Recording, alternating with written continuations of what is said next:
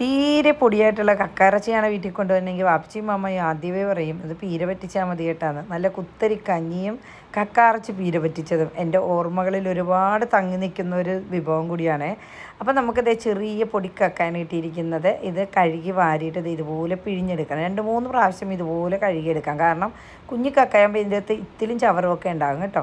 ഇനി ഇതിൻ്റെ അരപ്പിനായിട്ടേ കുറച്ച് പച്ച തേങ്ങ എടുക്കാം, കുറച്ച് ചെറിയ ഉള്ളി എടുക്കാം, കാന്താരി മുളക് ഇടുന്നുണ്ട്, ഒരു കുഞ്ഞു കഷ്ണം ഇഞ്ചി കേട്ടോ. ഇഞ്ചിയൊക്കെ മമ്മക്ക് ഇടുന്നതൊന്നും വലിയ ഇഷ്ടമല്ലായിരുന്നു. പക്ഷേ ഇപ്പോഴത്തെ കാലത്ത് ഇതൊക്കെ ഇട്ടാലേ അല്ലെങ്കിൽ വയറുവേദന ഉണ്ടാവും എന്നൊക്കെ ആൾക്കാർ പറയും. അതുകൊണ്ട് ഒരു 2-3 കുരുമുളകും 2-3 പെരിഞ്ചീരകവും മഞ്ഞൾപ്പൊടി, ഉപ്പ്, കറിവേപ്പില ഇതെല്ലാം കൂടി ഒന്ന് ഒതുക്കിയെടുക്കാം. ഉപ്പ് നമുക്ക് നേരത്തെ കക്കയിറച്ചിയിൽ ഇട്ടാലും മതി കേട്ടോ. ഞാൻ ഇതിൻ്റെ കൂടി അങ്ങോട്ട് ഒതുക്കി എടുത്തിട്ടുണ്ട്. എന്നിട്ട് നമുക്ക് ആ കക്കയുടെ മുകളിലേക്ക് ഇട്ടിട്ട് മൂടി വെച്ച് കൊടുക്കാം. നന്നായിട്ട് തിളച്ച് വരുമ്പോൾ ഒന്ന് നന്നായിട്ട് മിക്സ് ചെയ്ത് കൊടുക്കാം. എന്നിട്ട് വീണ്ടും മൂടി വെച്ചിട്ട് കക്കായിലെ വെള്ളമൊക്കെ വറ്റി വരുമ്പോഴേ ഇങ്ങനെ തന്നെയാണ് ശരിക്കും ഞങ്ങളുടെ വീട്ടിൽ കഴിക്കണം കേട്ടോ. ഇതിൽ പച്ച വെളിച്ചെണ്ണയൊന്നും ഒഴിക്കാറില്ല. പിന്നെ ഇക്കാടെ ഉമ്മ എന്നോട് കുറേ ദിവസമായിട്ട് പറയണം മോളെ ഇച്ചിരി കക്ക ഇങ്ങനെ പീര വറ്റിച്ചുകൊണ്ട് വന്ന് തരാം. അപ്പോൾ ഉമ്മക്ക് ഇത്തിരി എരിവൊക്കെ ബുദ്ധിമുട്ടാണ്. അതുകൊണ്ട് ഞാൻ കുറച്ച് പച്ച വെളിച്ചെണ്ണ കൂടി ഒഴിച്ചിട്ടുണ്ട് കേട്ടോ. പച്ച വെളിച്ചെണ്ണ കൂടി ഒഴിക്കുമ്പോൾ നല്ല അടിപൊളി ടേസ്റ്റാണ്.